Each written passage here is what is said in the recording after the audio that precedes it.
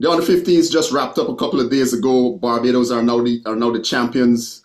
I think they played about the best cricket that we saw of all the teams. The Windward Islands and Leeward Islands. I think there's some work to be done in those two territories with regards to their under 15 cricketers. Um, Yeah. Trinidad were next best.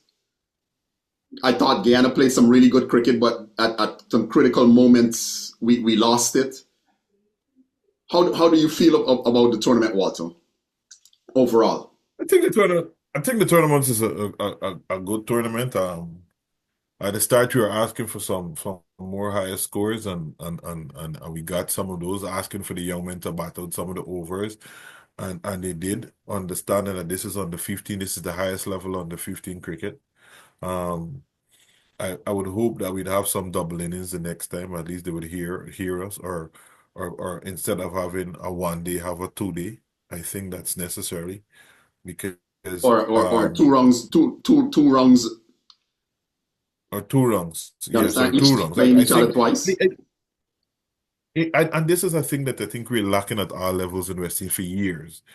I think that we need to play more cricket, and there's something that I will say, I would always say, and yes, if we're not having the 2 days, let's have 2 rounds of cricket, and so these young men could play.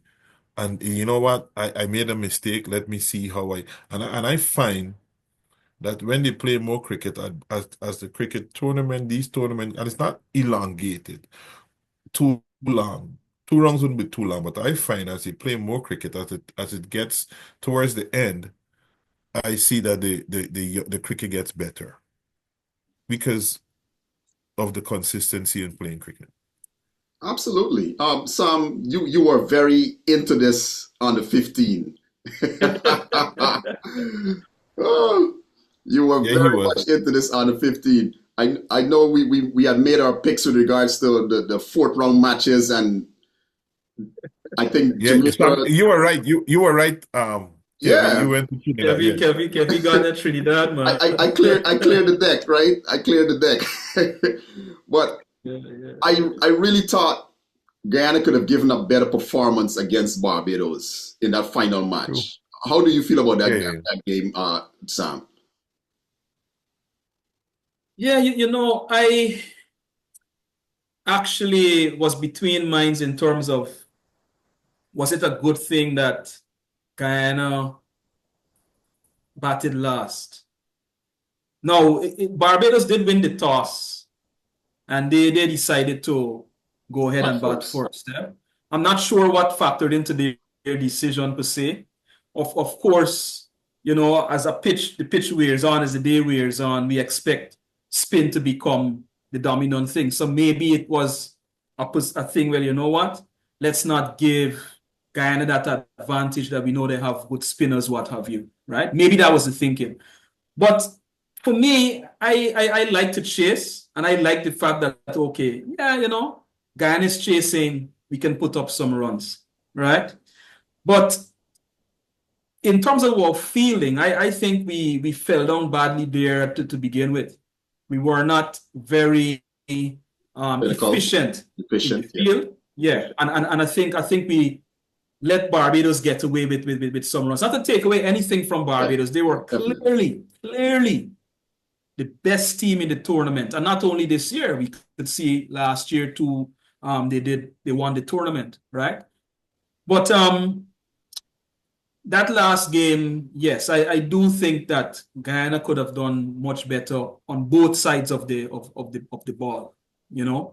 Throughout the tournament, in terms of batting, I think for Guyana, it came down to what was happening in the middle. Mm. You see? When they played Barbados, the Barbados was getting wickets at a healthy clip, you know, and So, that worked against us. But just to give you a quick some numbers, Yeah. going back to the numbers, I think is crucial. Um, when we look at performances in terms of opening pairs, right? This is an interesting story there. mm, In none of those, I wrote down like about 1, 2, 3, 4, 5, 6, 7 7 games where the opening pairs actually put on some runs. Guyana is not in that list. Barbados is there 1 time. Trinidad is there 3 times. One time they got like a 55, another time 45, and another time, what was it? That's a 96, I think I have here. Yeah. So that to me is also interesting in where Guyana lines up, and this dependence on the middle order. And I do agree. We want the middle to really solidify things, but come on now, we need good starts. And by the way, I'm not taking away anything from what Cicheran would have done. You see? Coming back to Barbados, another piece of statistic that you guys know I like to focus on, not to bash the young guys, because of course they're young. Extras. Barbados gave up 10 extras against Guyana in that last match.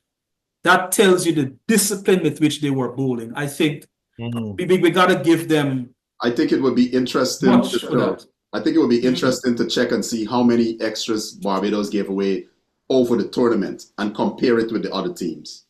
Over the tournament, consistently they've been on the board. You might very well find that is a contributing factor because it's about discipline, right? They have. I know my par mark for extras is about 20, Like for these young lads, if you around 20, I'm fine with that. If you go in 30 and above, it's an issue. And the Barbados have the 2 highest wicket takers in Paris, and in terms of the top 5, they have Paris at 2 and Bradford at 4. Paris at 13 wickets and Bradford 10. Right, so that shows that the bowling wins any tournament, not necessarily. Any young pacers throughout the tournament impressed you guys? As you can look, that you would look and say, I need to keep my eye on this one for the next few years. Robinson from Jamaica. Young Robinson. Yeah, I would go with Robinson. Robinson and Lloyd, both from Jamaica. I saw a few. I can't remember the names. I saw a few from Guyana. Can't remember the names. Is one of them that bowls without a front arm. Yes. We talking about Mackenzie? Yeah, he has a lot more. He has a lot more left in him. You could see that he's tall. There are a few of them. That I saw the ones from Barbados. I saw one from Trinidad as well that swings the ball. Right. I can't remember the guys' names this time, right? And I should have. But I should do.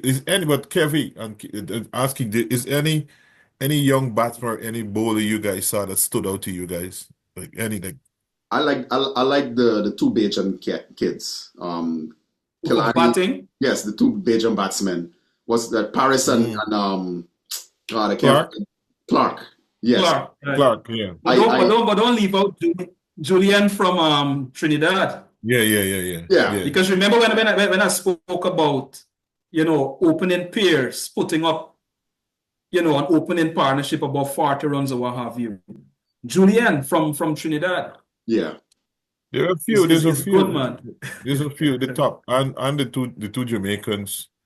And not only in terms of the numbers he put up, but the cover drive. Yes, he has a nice cover drive. It's perfect. The balance and everything, man. Yeah. How he was, while Pollard was, hitting the balls to players, Julian was dissecting the field quite well. One of the things I was looking at, it's the basics, right? I'm not looking for anything extravagant. I'm just looking to see where the kids are with the basics. And there's some young men out there. Yeah, there's some young men out there, and that's one of the reasons why Paris impressed me so much. You understand me? He looks a seasoned player. You understand? He understands. One of the what's his name? The show, Sammy. What's his name? Your favorite Barbadian show? Why am I forgetting right now? Mason and Guest. Mason and Guest. They were talking. One of the guys that there's a under 15 tournament in Barbados, and I can't remember one of the guys' names that he was a few weeks ago. He was talking about Paris. So Paris comes like he seems like he's highly um recognizing Barbados already as a decent cricketer. Paris And I gives think me the vibe that he can thrive at the under 17 level already. already. You understand? There's a level of maturity there. And You know, you know why, fellas?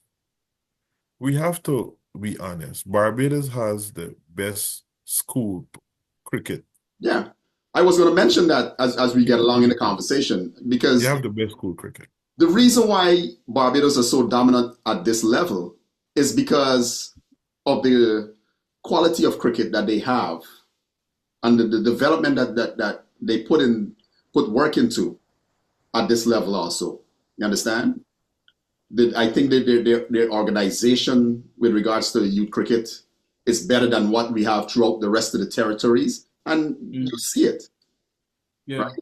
And apparently too, the number of tournaments they have. Yeah, the kids Quality is play a lot of one thing, cricket. but quality in some ways is also a function of how many Often, tournaments you yeah, have going on, right? So the more practice the players have, the more practice the umpires have, yeah. all of that helps to make your cricket stand out. Imagine having Roddy S because you're coaching his school. There you go. How could I forget I that? mean, I ain't lying to you. If I went to school and Roddy S was my coach, There you go. I would have been up on him all the time as a young cricketer. Knowing how I was. You're talking about a former Barbados fast bowler. You're talking about a former West Indies coach. You understand? There So you go. there's a lot of pedigree there, and from if you listen to a lot of people, Mm-hmm. Rocky Eswick is esteemed throughout the West Indies. You Yes, understand? sir. As a coach, he is esteemed. Mm-hmm. Lots of people, especially in Barbados, hold Roddy Eswick in a high regard. So to be able to be coached by Roddy Estwick, I hope those youngsters really value that experience for us. I'm sure they do. I'm sure they do. And for someone like Estwick, he has a lot of stories to tell them. Oh, yeah. Stories that other coaches Oh, yeah. just don't have. Oh, So yeah. with all that wealth of experience, I'm sure they enjoy sitting at his feet. And there's Because another thing you got to recognize too, is the patience I think he brings to the cricket because he has seen it all. Kevin, Sammy, you take that from my thoughts, because I just love his level of calmness, and Yep. that's something that comes with age and experience, as you said, that he's calm, Mhm. he's not loud, he's there, and you could tell that even if he has something to say, he's gonna say it on the inside in the dressing room. He's not too much out there, and I like a coach that Shouting gets from on the with. sidelines. Yeah, and the thing about it is that he has more like a father-like figure, but a respected father-like figure. Like this, as Kevin said, he's revered. Yeah. Yeah, man. All right, fellas. So